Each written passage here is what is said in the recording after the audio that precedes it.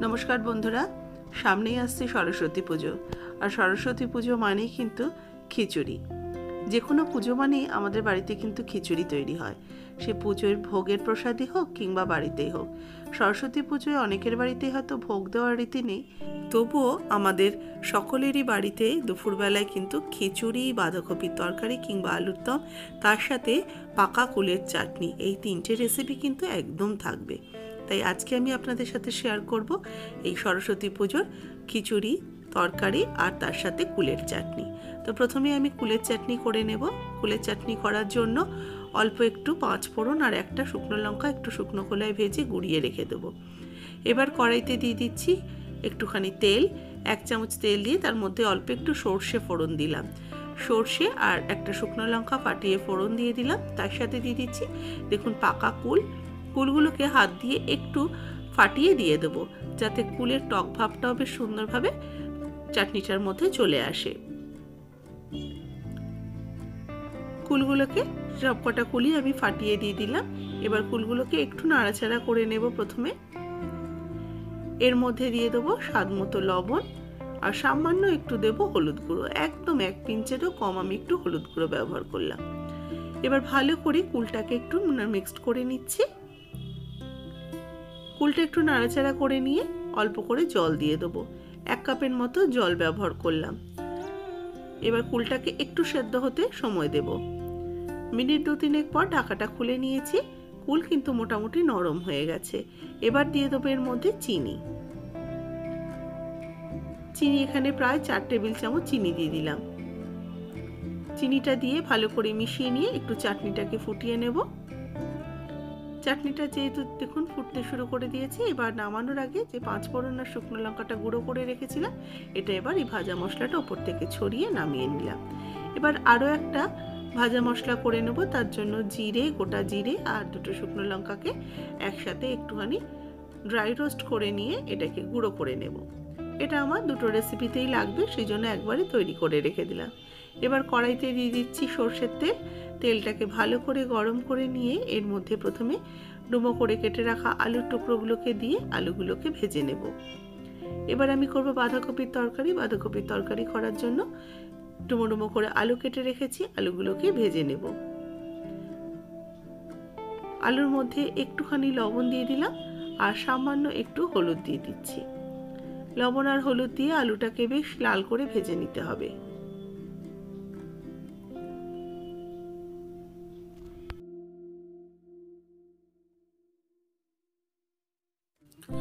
আলু ভাজা হয়ে গেছে। এবার আলুগুলোকে উঠিয়ে রাখছি। ওই তেলের মধ্যেই ফোড়ন দিয়ে দেবো হাফ টিস্পুন গোটা জিরে, হাফ টিস্পুন পাঁচ ফোড়ন, এর সাথে দেব একটা শুকনো লঙ্কা আর দেব একটুখানি হিং আর একটা তেজপাতা। এবার এই ফোড়নকে কয়েক সেকেন্ড একটু নাড়াচাড়া করে নিয়ে এর মধ্যে দিয়ে দেব আদা বাটা 1 টেবিল স্পুন। আদা বাটাটাকে একটু ভাজা ভাজা করে নেব। হিং, পাঁচ ফোড়ন, জিরে, তেজপাতা, শুকনো লঙ্কা এইসবের সাথে কিন্তু আদা বাটাটা একটু ভেজে নিলে একটু সুন্দর ফ্লেভার বেরোয়। এবার 1 টিস্পুন করে হলুদ, ধনে, জিরে আর কাশ্মীরি লঙ্কার গুঁড়ো অ্যাড করে দিলাম। অল্প একটু জল দিয়ে ভালো করে মশলাটাকে কষিয়ে নেব। যতক্ষণ না এটা থেকে তেল ছেড়ে আসছে মশলাটাকে ভালো করে একটু ভাজা ভাজা করে নিচ্ছি।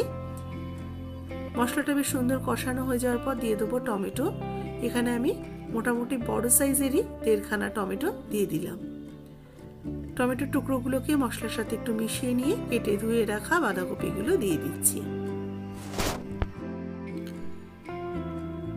বাঁধাকপিটা দিয়ে এবার মশলার সাথে ভালো করে এটাকে একটু মিক্সড করে নেব। তবে এটা একটু নরম হতে সময় লাগবে। ভালো করে মশলার সাথে মিশিয়ে নেব। তারপরে আস্তে আস্তে বাঁধাকপির থেকে জল রিলিজ করে বাঁধাকপিটা বেশ নরম হয়ে যাবে। মিনিট দু তিনেকের জন্য একটু ঢাকা দিয়ে রেখে দেবো বাঁধাকপিকে। কিছুক্ষণ পর বাঁধাকপিটা খুলে নিয়েছি। দিয়ে এবার বাঁধাকপিটাকে একটু ভালো করে মিশিয়ে নেব, একটু ওপর নিচ করে নেব যাতে বাঁধাকপিটা আস্তে আস্তে ওপরের দিকটা নরম হতে থাকে। এবার এর মধ্যে স্বাদ মতো লবণ ব্যবহার করছি। লবণটা দিলে বাঁধাকপিটা কিন্তু বেশ নরম হয়ে যায় তাড়াতাড়ি, আর অনেকটা জলও বেরোয়। লবণটাকে ভালো করে বাঁধাকপির সাথে মিশিয়ে নিচ্ছি। মিশিয়ে নেওয়ার পর এটাকে ঢাকা দিয়ে রেখে দেব আরো কিছুক্ষণ। দেখুন বেশ কিছুক্ষণ পরে জল বেরিয়ে গেছে, বাঁধাকপিটা অনেকটাই নরম হয়ে এসছে। এবার ভালো করে এগুলোকে মিশিয়ে নিয়ে ভেজে রাখা আলুর টুকরোগুলো অ্যাড করে দিলাম, দুটো চেরা কাঁচা লঙ্কা অ্যাড করলাম, আর বাঁধাকপির আরও একটা জিনিস যেটা হচ্ছে মটরশুঁটি, কিছুটা পরিমাণ মটরশুঁটি এর মধ্যে দিয়ে দিলাম। এবার আলু, বাঁধাকপি, মটরশুঁটি একসাথে ভালো করে মিশিয়ে নেব। মিশিয়ে নিয়ে আবারও কিছুক্ষণ ঢাকা দিয়ে রেখে দেব।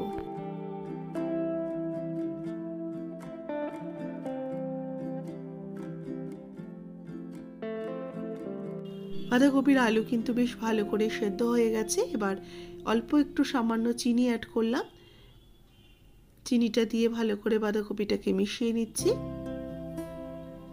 এবার নামানোর আগে যে ভাজা জিরের গুঁড়োটা রেখেছিলাম সেটা দিয়ে দিলাম, সামান্য একটু ভাজা জিরের গুঁড়োর ফ্লেভারটা খুব সুন্দর আসবে। এবার এর মধ্যে দিয়ে দিচ্ছি সামান্য একটু ঘি, এই 2 চা চামচের মতো ঘি অ্যাড করে এটাকে ভালো করে মিশিয়ে নিয়ে নামিয়ে সার্ভ করে নেব। তৈরি হয়ে গেল আমার নিরামিষ বাঁধাকপি। এবার হবে খিচুড়ি। ভোগের খিচুড়ি যেভাবে তৈরি করা হয় ঠিক সেইভাবেই তৈরি করছি। কড়াইতে বেশ 3 টেবিল চামচ তেল দিয়ে দিলাম। তেল গরম হয়ে গেলে বড় বড় করে 2 খণ্ড করে আলু কেটে রেখেছি খিচুড়িতে দেওয়ার জন্য।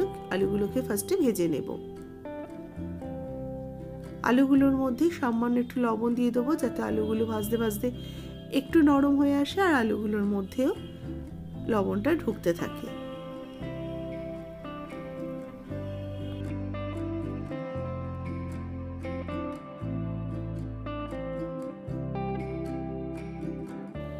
আলু বেশ লাল করে ভাজা হয়ে গেছে। এবার এই আলুগুলোকে আমি উঠিয়ে রাখছি।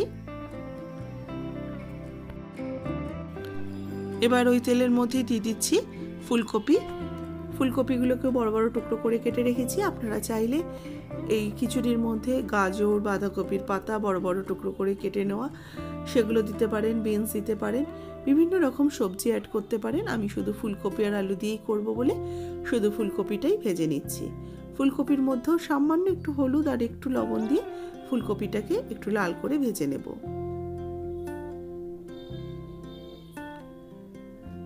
ফুলকপিও ভাজা হয়ে গেছে। এবার ফুলকপিগুলোকে উঠিয়ে রেখে দিচ্ছি।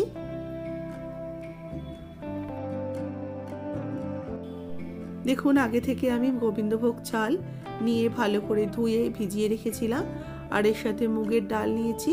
মুগের ডালটাকেও ভালো করে ভেজে নিয়েছি, শুকনো খোলায় ভেজে ধুয়ে জল দিয়ে একটু ভিজিয়ে রেখেছি 1 ঘন্টা আগে।